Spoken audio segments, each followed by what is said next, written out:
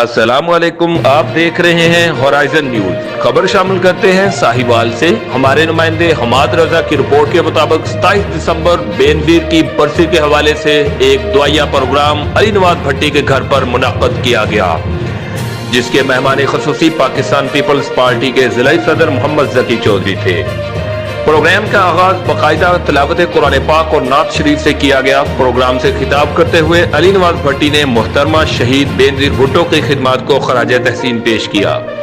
اس موقع پر علی فرید کاٹیا، حیدر علی بھٹی، مدثر نجیب، اے ڈی چودھری، مسعود گجر، راجہ ریاض، اکرم راحیل، محمد سلیم بھٹی، قمر عباس بھٹی و دیگر پاکستان پیپلز پارٹی کے جیالوں نے شرکت کی۔